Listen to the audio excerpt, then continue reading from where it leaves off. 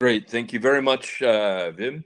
I'm now handing it off to Raymond from the Threat Intelligence and the Financial Center in the Financial Sector Focus Group.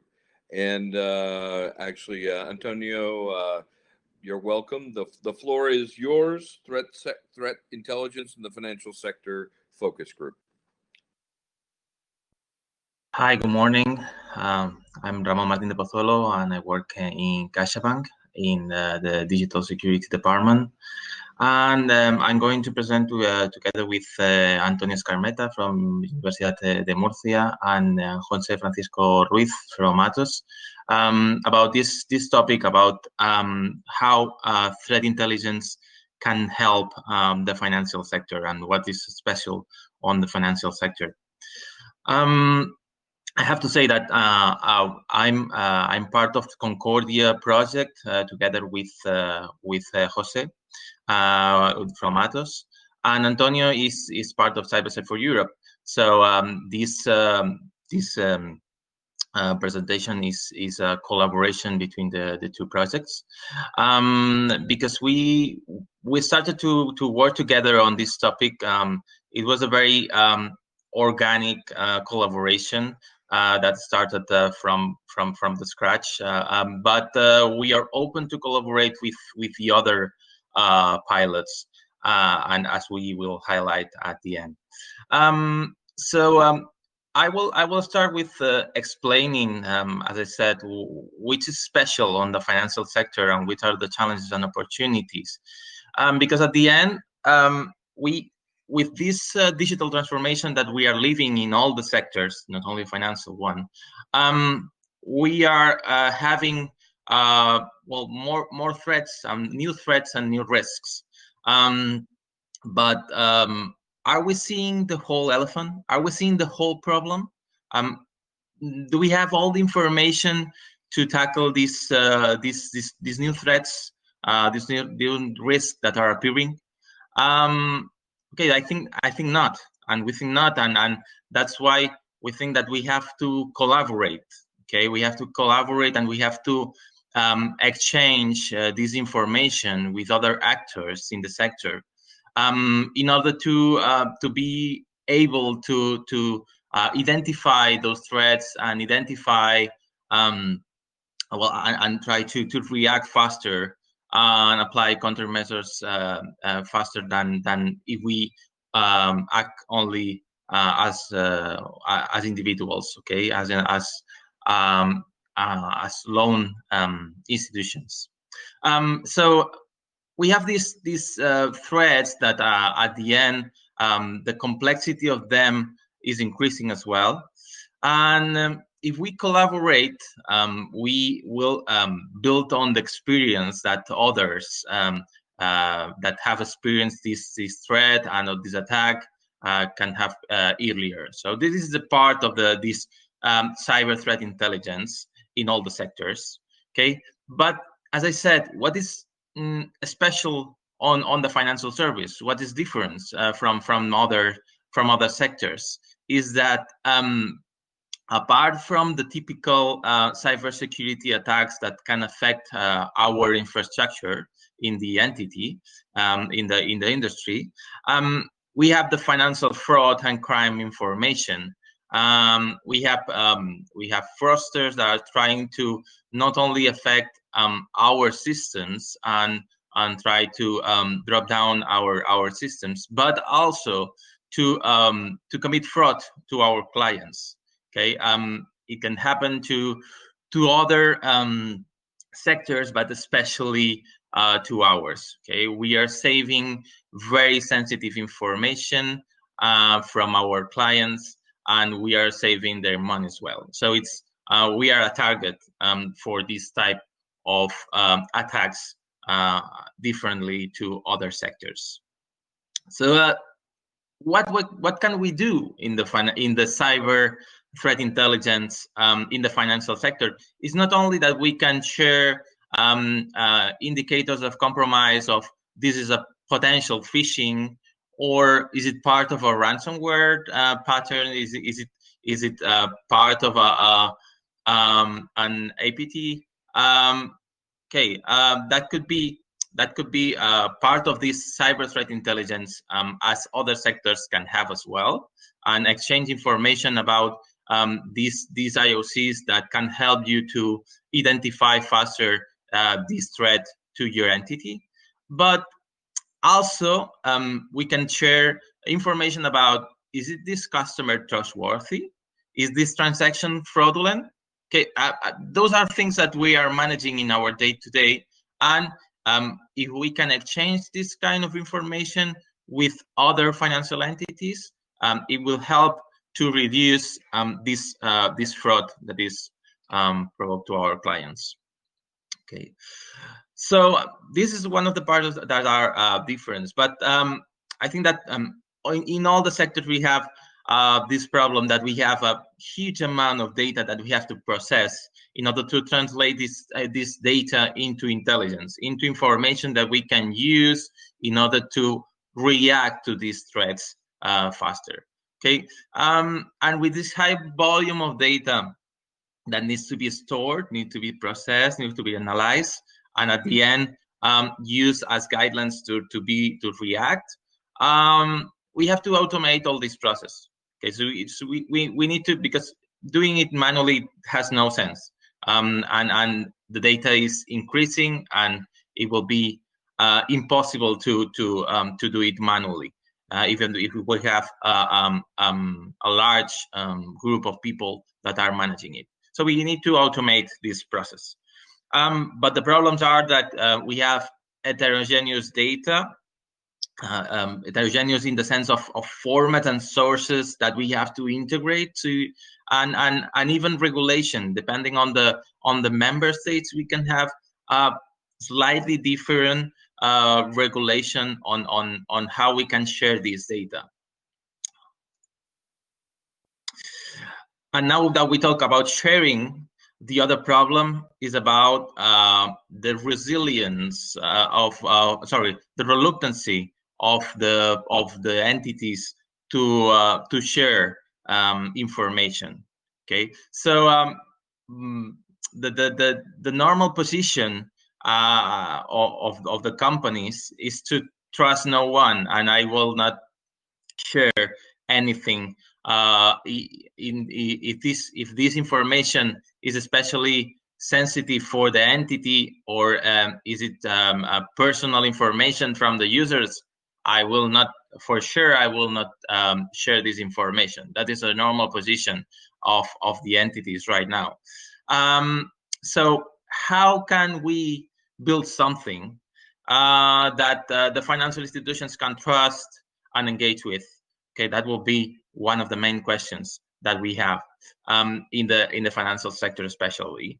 And even if I have a very good relationship with this other entity, can I trust your data?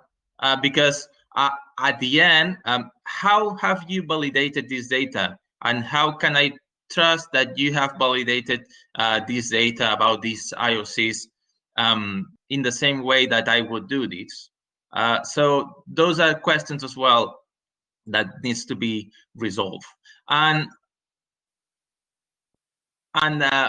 so we need these threat intelligence platforms that are proposed to share this information in a way that we all understand.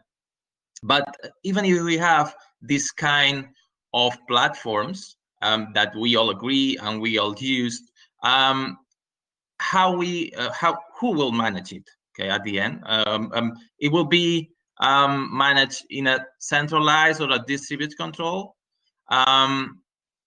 Who will have access? It will be an standard way to give access to the employees of the entity. It will be a homogeneous way to give access to them. It will be the same type of roles in the different entities, so it will be a federated authentication. It goes again to whom I am sharing the information. I want to know exactly to whom we are sharing this sensitive information, and if we can define specific or granular sharing groups, it will be easier to know. So at the end, the entities, if we have to trust on these type of platforms, we have to know exactly, have the control of to whom we are sharing the information.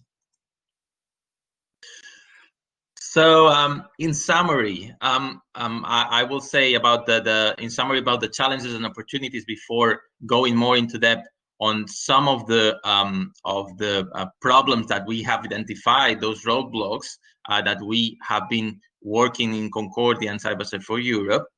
On the opportunity side, that we think that are bigger,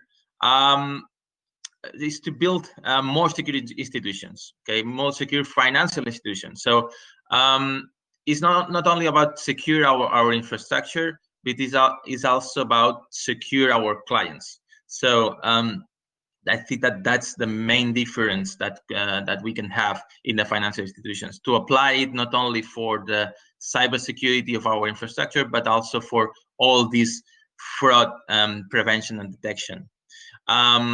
And also to build on collaborative experience of a knowledge of the other companies. More data means more secure at the end. If you analyze more data and you build on this experience, you will be more secure, and you can identify earlier and react faster to these threats.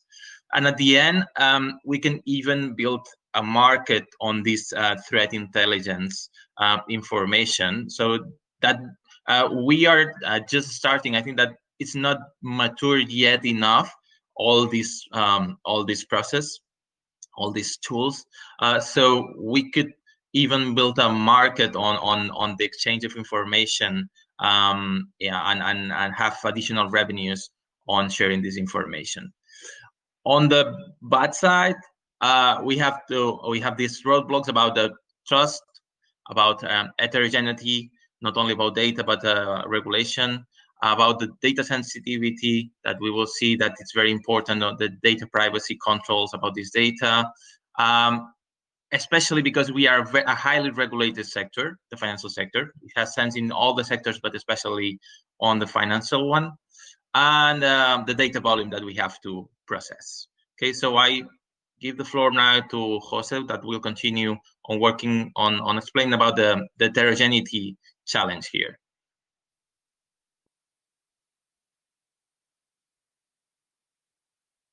Jose, you are mute. Jose, you're mute. Yeah. Okay, better now, right? Yeah, thank you.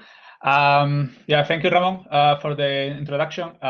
Indeed, it is an issue. Let's say how to share information is something that is very complex to do, and mostly in the scope that we want to do it.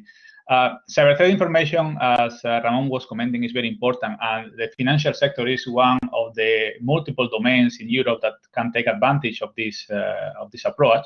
But of course, it's not something as simple as just, let's say, sending an email with the information in a PDF file to another bank to say, hey, check this information, check these logs, check this data, because it's about malicious whatever that is attacking me.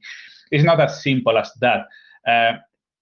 Even though, and increasing even more the scope of the problem, is that we want to be able to share information at even a European level. European level means between nations. So if in the same nation just sharing information in this between different financial entities could be a problem, imagine how it could be at European level because of all the different issues.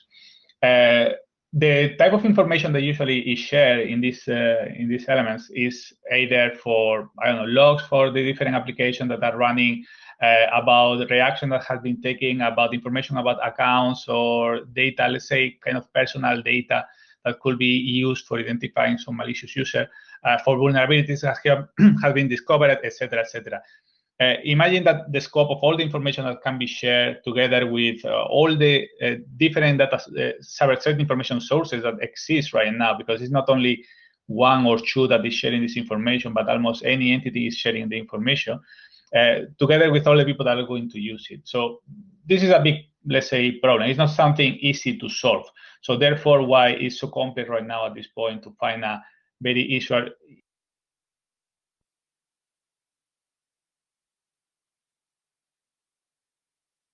Jose, you are mute again.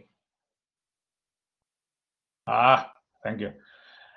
So what is the idea for this? What we want to accomplish in this? The idea is to have a platform that is able to share and process information automatically among different entities, among different countries. This is the main goal. It's something is very nice. It's something that we will really improve the work in Europe about the different financial institutions, but it's extremely complex to achieve at this point. So why is that complex? Why is it so difficult to do at this point? Well, if we are going to share information, we have to be very aware of what information are we going to share and what are the issues for sharing this information. Because as I say, it's not, let's say that you are sending just a simple email saying, hey, this person is going to attack you, or this company, or at this time you could be attacked by this. It's a lot of internal or private information that can have a lot of variable, multiple issues for sharing. So we are not talking only from the technical point of view, but also, as you can see here, we have the legal implications or the legal barriers.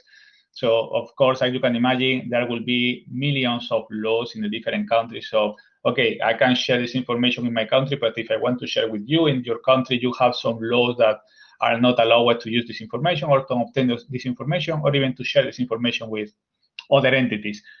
Each country, we are in Europe, we have different countries, so each country has their own legal framework. So, of course, this is a very strict problem, and it's not related to technology. Then we have the issue with the policy and the procedures, or with the policies and procedures. So this is more focused on the different policies that are not only the company has about how to share the information, but also going even up. If we go for the domain, or if we go for the country, etc., about what information could be shared. Imagine, for example, in here we are talking financial institutions.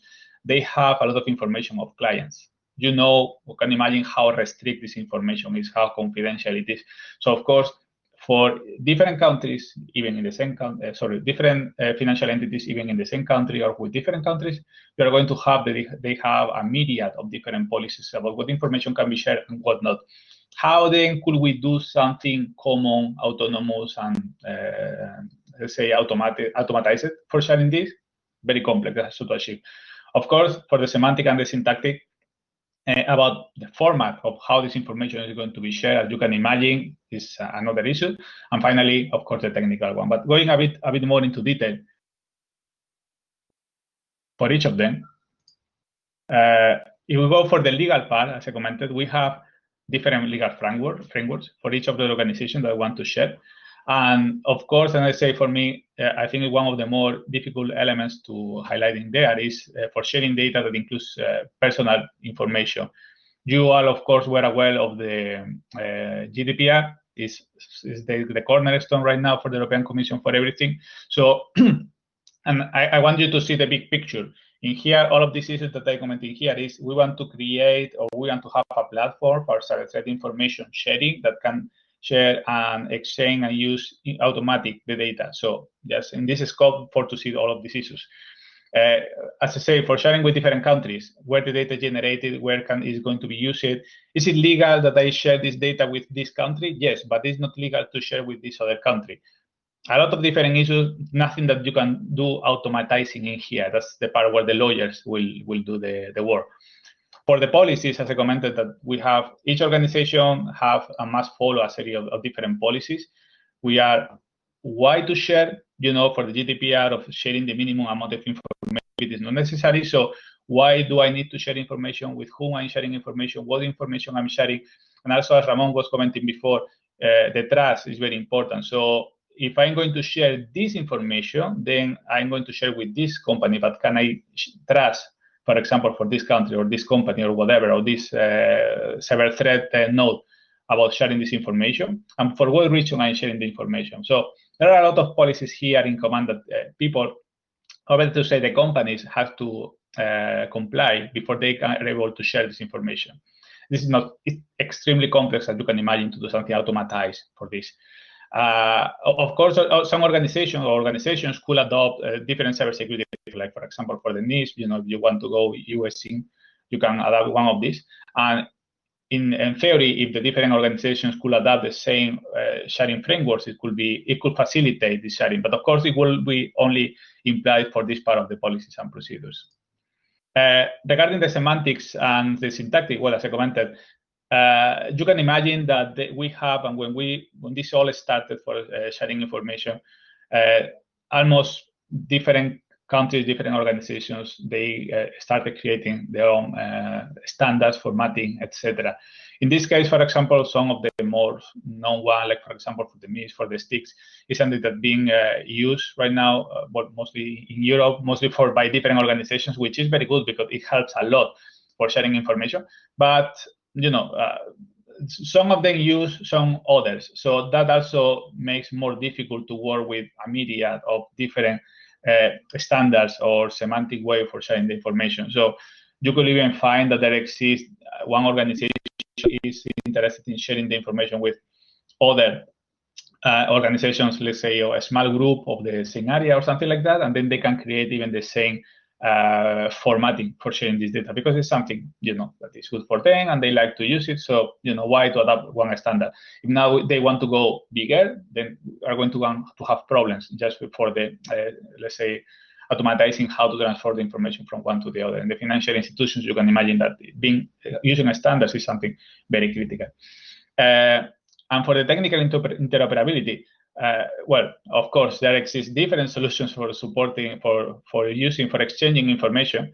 So you can imagine also, it kind of goes in line with the semantic and the syntactic one. You have one organization that uses one solution, you have another one that uses another solution. How can they communicate? How can they share information? As I say, from the point of view of we want to do this automatized in a way, it's very difficult then to do.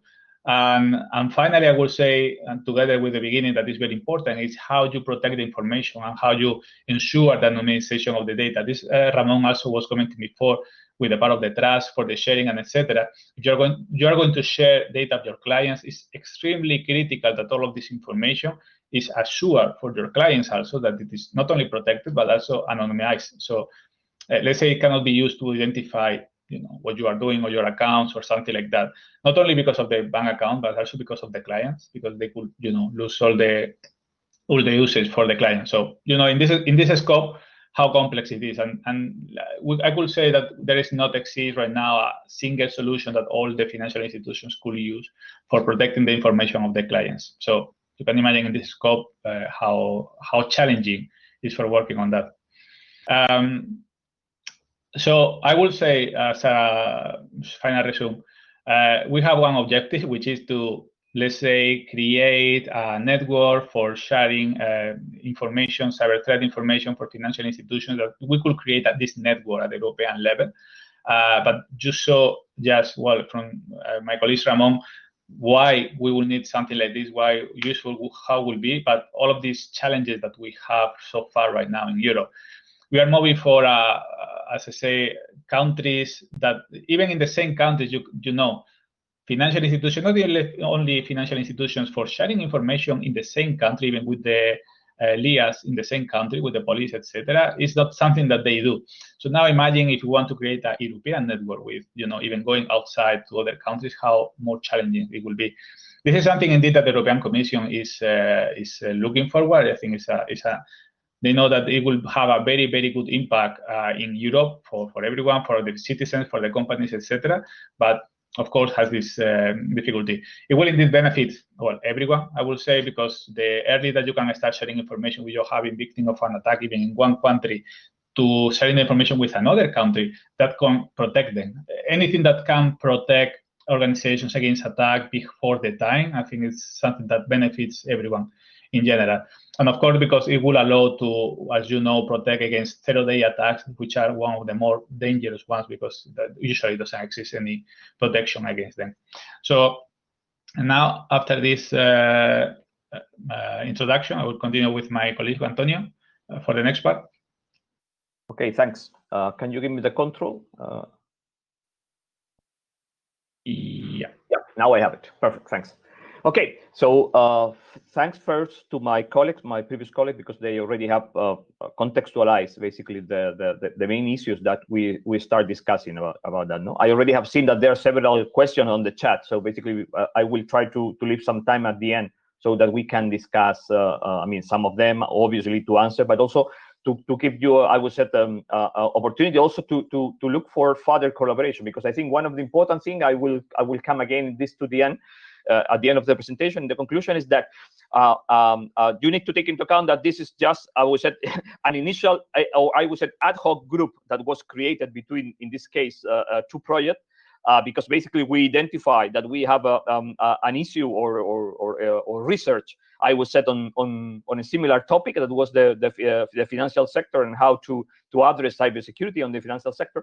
And based on this, we start discussing about how we can create basically an initial collaboration. But obviously, all the things that you will see here and from now on, I mean, and basically all the presentation is just to foster, I will say, discussion about other collaboration that can come from the other projects, so that we can bring also your expertise. For example, ECHO yesterday made a very nice presentation about their early warning system, for example, that I just mentioned to Mateo exactly when he was with the presentation. That is something that clearly we will be quite interested to be connected to and to discuss about possible collaboration, because at the end is part of the problem here. And just to be clear, that we are not just trying to focus on solving the problem of connecting CTIs. So trying to also to answer one of the first questions about that, what is different from existing ISAC. I mean, we are not just creating another ISAC. So basically, what we are trying to explore are new needs, basically, that are appearing on the financial sector, and how the technology of that is being developed as part of the project can be used in order to solve this requirement. Specifically, as mentioned by Jose very well, in the sense that there are some issues that is not purely technical. It's not a matter of technical solution that in some cases exists. It's also a problem of in some case of policies to be applied, and also how to create solutions that could solve, I would say, different kind of requirement coming from different countries and from different kind of I would say, client, if you like, on our scenario. So that's why one of the things that we start focus on, so this is like our seed for discussion, and that's why we create this ad hoc group, was to try to solve the issue of how to share certain information that is sensitive to the banks, but specifically with security, but also taking into account privacy issues, I would say, in some sense. So, for example, yesterday there was a quite nice presentation also from David on the financial sector that we are looking inside CyberSec for Europe, where basically they define that there are some specific requirements that make them develop a network that is called Obsidian, in order to share certain kind of information between banks in that sense. Because basically there are regulatory aspects that don't allow them to share, for example, IBAN information. In general, what we identify that there's a lot of sensitive information in some cases. It could be IBANs, it could be personal identifiable information from the user, that in some cases, as I already mentioned, cannot be shared directly, or in some cases, the banks are reluctant to share between themselves, I would say, in some sense. So we need to provide a solution that allows them to exchange this information in a more, I would say, efficient way, just to put into context. No? Also, the other important point is to the access of the shared data either between unauthorized entities in some sense, because we are talking about that we are trying also to push the idea of a network of CTIs being interconnected. One of the key problems, I think it was Ramon that mentioned, is the problem of the trust. So basically, who are there, how they can share, because if not, they are creating basically a totally, I would say, separate network that is not going to be necessary going forward to some, I would say, the standardization and interoperability aspect, and also obviously to provide mechanisms that guarantee that there will be no manipulation of any kind of this kind of information. So that's why we arise to start studying how the different projects, in this case, CyberSec for Europe and Concordia, but as I already mentioned, absolutely open. For example, Belisar is mentioning about these data models that they are working in ECHO. So I mean, we are clearly quite happy on doing this stuff, to how to protect this scenario and provide this privacy preserving for this financial entity.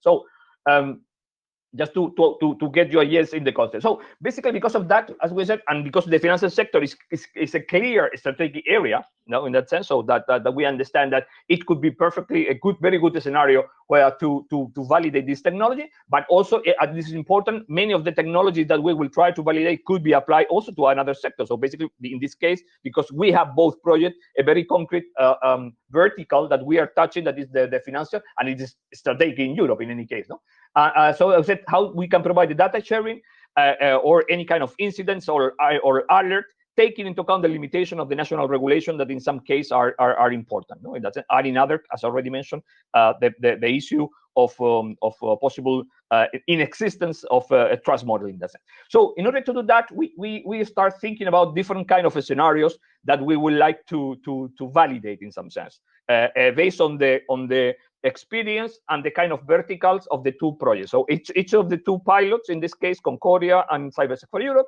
we already have in principle some approaches.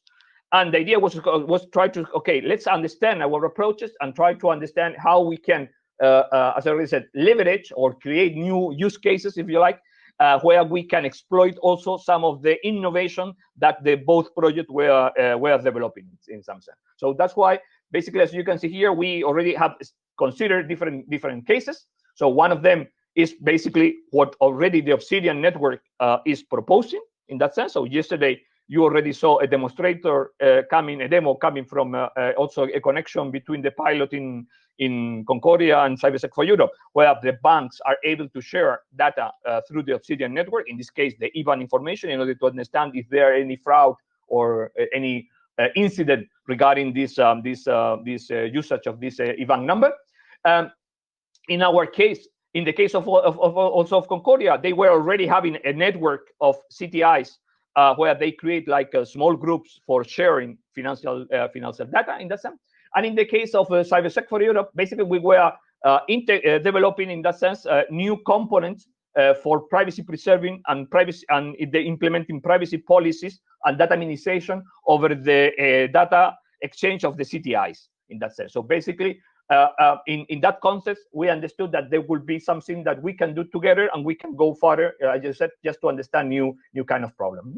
So basically, in the case of Obsidian, for those, I mean, I'm not going to go in data because yesterday was presented and you will have obviously the access to the information. But anyway, if you remember from yesterday, Obsidian basically what it's saying is that certain banks are not able to share information through the CTIs or through the tips, because basically all the regulation or they are, I was at the internal restriction don't allow them to share this through this kind of publics, I was at the networks, if you like. So they propose an structure, basically an infrastructure that allow them to share information in that sense in an anonymous way, so that at the end one bank can ask to the others with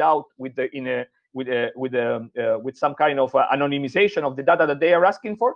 And then they receive an answer from the others without knowing exactly who the others are answering to their questions. So in that way, they preserve certain kind of privacy on the exchange of information. But basically, they are asking about what happened with this IBAN. No, do you have already some incident regarding this IBAN number, for example? No? This is, I mean, in very short and summary, what they are doing in that sense. No. So basically, what we understood that because, as I already mentioned, we already were creating this kind of tips network, in this case based on MISP concretely. So both projects also were clearly focused on the use of MISP for the threat intelligence sharing in that sense. As you can see here, our idea was, okay, let's try to understand what is possible to be shared in some cases, because it is restricted through this Obsidian network, and what is possible to be shared, in this case, between the different entities in different banks, between this MISP network that is focused specifically on financial information, and where basically we can also apply a new solution, in this case, like a privacy preserving mechanism, so that we can restrict basically the way the information is shared, or in some case we can anonymize the information so that at the end we have control over things, how they are being shared between the different partners. And as you can see here, and you can see the different, I would say, entities that actually are part of this this approach in that sense. So we have, I mean, from CyberSec for Europe, we have a BP that is being part yesterday of the Obsidian network. We have, in this case, also in the case of CaixaBank, we have Surfing.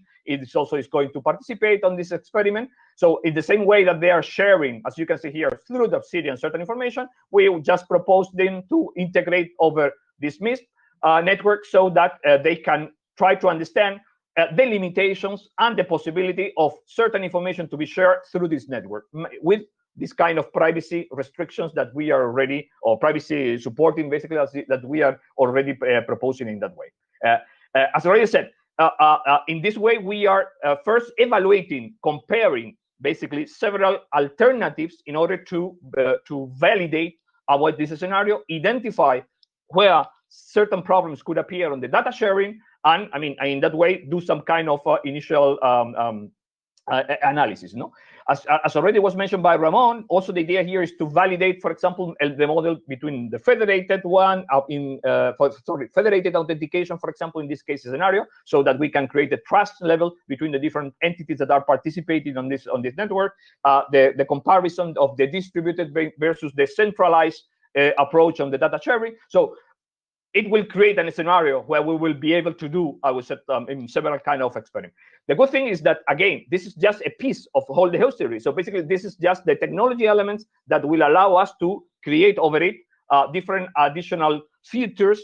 For example, one of the comments that appeared on the chat, I think previously, it was about how this connect to the CM, how to do this connect to the fraud management stuff. So basically, obviously, this is another aspect that we are not touching in this example, because here we are just focusing about to creating an infrastructure that allow us to do this data sharing. And later over it, obviously, one of the objective is, for example, in the case of CyberSec for Europe, one of the pieces is exactly connect this with the incident management, with the CM, with the fraud aspect, because we have another vertical that is basically touching these areas, for example, in that sense. Okay. So that also will bring us the opportunity to have in each of the pilots possible connection to other verticals or other activities that we are having inside the project, so that we can have more, I would say, enhanced scenarios to discuss on. Okay, so basically, and just concretely to this initial proposal that we already have started, that is what we are now on the discussion, is that we want to extend, if you like, this classical CTA sharing with access control solution based on CPAB cryptographic scheme, basically to empower financial organizations to keep control about with whom they want to share the data. I think one of the points from Ramon was about this trust level. So the point here that we can have the network, but we can restrict in some way, create groups of entities that are sharing data in different ways. They don't need to be all at the same level in that sense. How to introduce privacy-native technologies in this case in order to provide certain kind of obfuscation of the sensitive information related to the entities that are participating on the incident, could be the stakeholders, the organization, etc., in that sense, so that we can protect the confidentiality, provide reputation, and at the same time be compliant with the regulation principle, in this case GDPR, in that sense. And additionally, one of the assets that we are working here, specifically because it's quite interesting in the scenario of CyberSec for Europe, that we are doing several research on that direction, is to provide auditing solution based also on the blockchain stuff, so that we can provide certain integrity and immutability of the, I would say, events that are being shared in that sense by the different participants on the network. Okay, so basically this is the big picture, if you like, that we are envisioning here. At the end, here I need to give the, I would say, also the honor in the sense to my colleague from Leuven that already are participating with us in the case of CyberSec for Europe on the development of this kind of enablers. Basically, the objective in our case is to extend a tool or an approach that basically is being provided by them, that is called TATIS, as you can see here. where basically already is able to provide certain kind of federated authentication between the different entities that are participating on the CTA sharing network. In that sense, where we are integrated with a already mentioned aspect like a privacy preserving mechanism, the connection to the distributed ledger technology, so that we have also all the accountability aspect. So the main idea is that the different entities that could participate on this experiment could be able to extend basically their classical tips with these components that you can see here, the privacy preserving services, the TASIS, the CPAB component, basically for providing certain level of control in this case. But the CPAB, for example, so is as I already mentioned, is providing the access control to certain kind of attributes that can be exchanged between the entity. The privacy preserving allow us, in this case, we are analyzing different technologies. One of them, the first one that we are implementing, is anonymity, for example. But obviously, it is, as I already said, this is part of the experiment. That's something that we will discuss with other colleagues, and obviously we are quite happy to receive contribution here and collaboration. And obviously, as I already mentioned, the idea of the CTAs with the permission connected to the permission blockchain, so that we can also provide some kind of auditing of the stuff. No, some of the details of how we are extending this is in this paper for any of you that could be interested on checking it in that sense. And obviously also, as Jose was mentioned, other aspect is if we are talking about the CTA sharing network, the idea is also to understand that it's quite agnostic to the data format. So basically, different mechanisms or different standards can be considered, also depending also on the needs or basically the decision that we can take internally. So here we just mentioned some of them: the stakes or taxi, etc., and obviously this format, etc. At the end, I mean, and not to go too much into it, because we are getting here. You can see more or less the approach that we are following. So the idea is that we have producers. Producers are able to subscribe basically to the generation or publication of CTA events in that sense. Some of these attributes that they want to share, as I already mentioned, can be protected using CPAB in that sense. Additionally, as I already mentioned, any producer is authenticated, is unauthorized to be subscribe basically to the network through the use of this federated authentication mechanism that is also being supported in that sense. And so that in that way we can verify that any producer are legitimate to produce and to publish this information over the network. You know? Then in the second phase, basically through the TATIS component, we are able to also take and provide certain kind of privacy preserving over some of the attributes. In this case, the data that are being shared by the OAuth, EOS, sorry. As you can see here, for example, you can have another attribute that could be anonymized, just to in this case, as I already mentioned, there are different alternatives. At the end, what we are looking is for an obfuscation of certain of the events, because we don't. The idea is that it is something that needs to be controlled and is not to be shared with all the with other partners on the network in that sense. And finally, as I already mentioned, we're publishing. Basically, we connect and we are able to inform about the different events for the auditing through the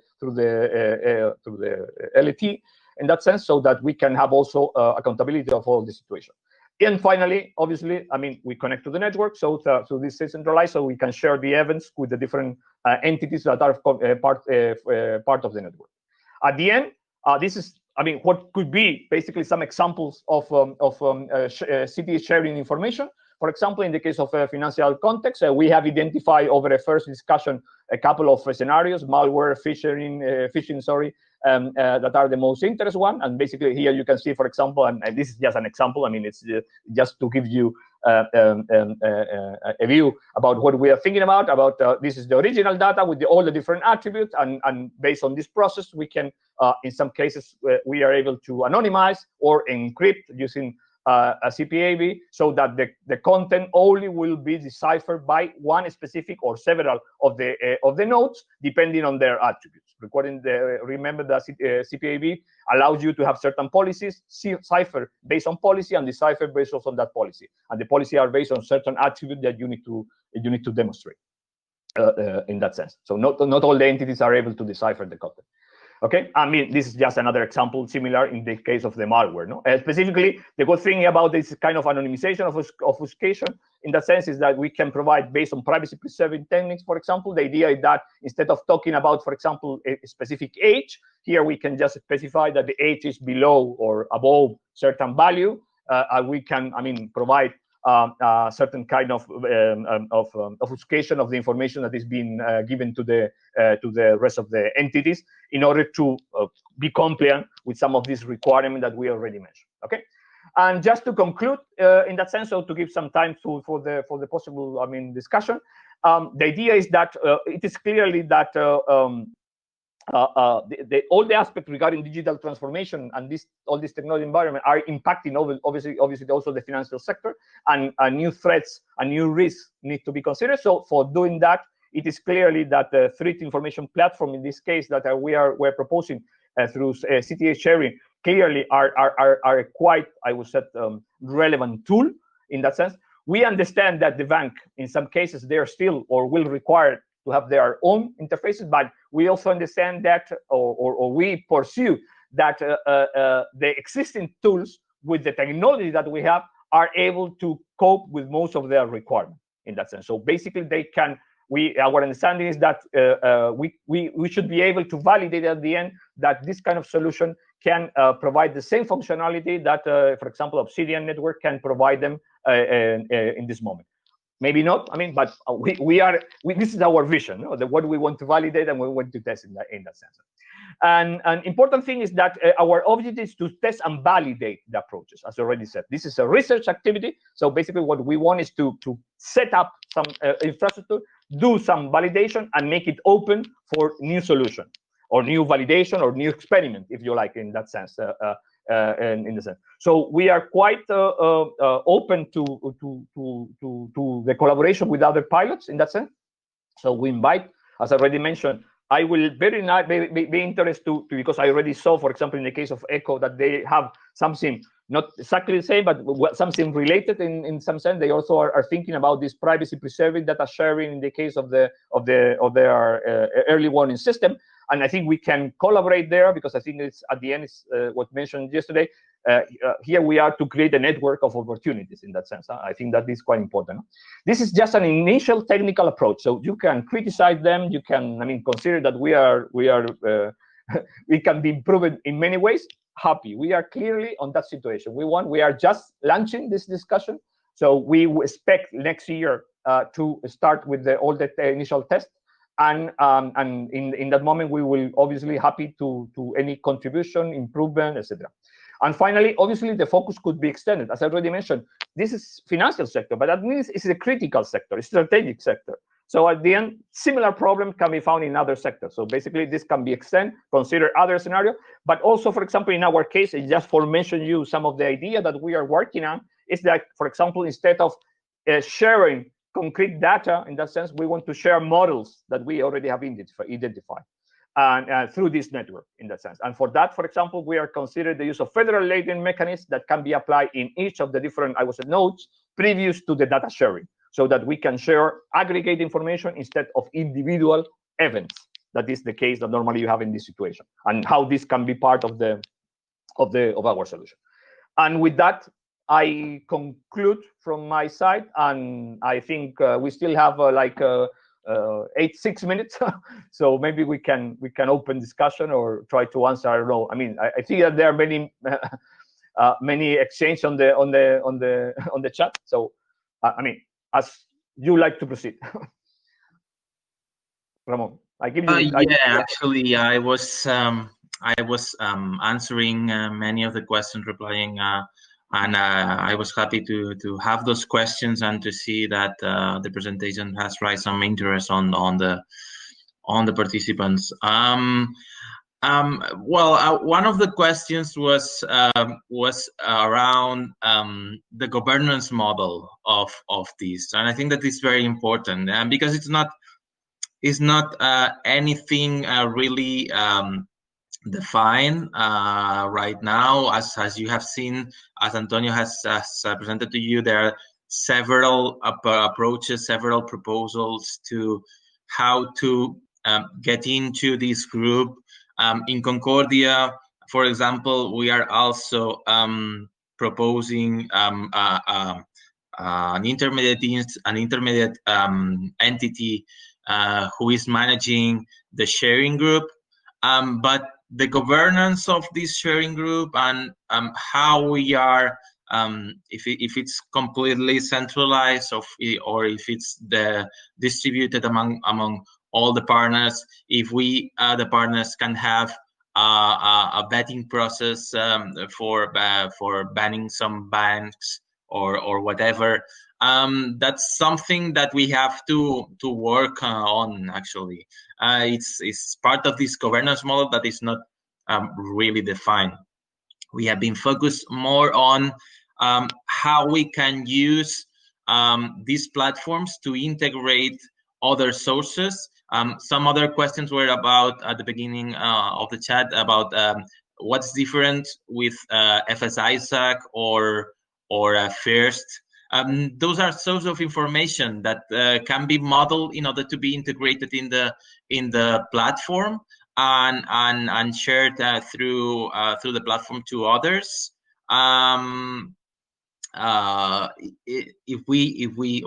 These others could be if they are not part of FS-ISAC, we cannot share with them this information. So that should be integrated somehow. But those are tools that will help to us to automate and homogenize this sharing information. How we share information. So if we have this more homogenized right now, and with these models of IOCs, it's easier for us to link it with the information that we are collecting in our CMs or in our security operations center in order to match any IOC with related to cyber attacks or fraudulent IBANs, fraudulent transactions, fraudulent credit cards, whatever. What made you choose your intermediary? Which criteria? No, in that case, in Concordia, it was the intermediary was Siemens, because Siemens was the partner that is providing us the Concordia MISP instance. The central Concordia MISP instance, but at the end, that could be in a more distributed way, as Antonio has presented, and we can have like peer-to-peer connections with within a network, and then to have this way to authenticate the different users within this network. So those are different approaches. Okay. Which criteria will be relevant? Yeah. Oh, no. It was actually selected because of the context of the project, but that could be another. If it's a widespread network, that should be a relevant intermediary, probably competence center, cybersecurity competence center, or a regulator, for example, who manage it. If it's for example the regulator for managing this financial sharing group.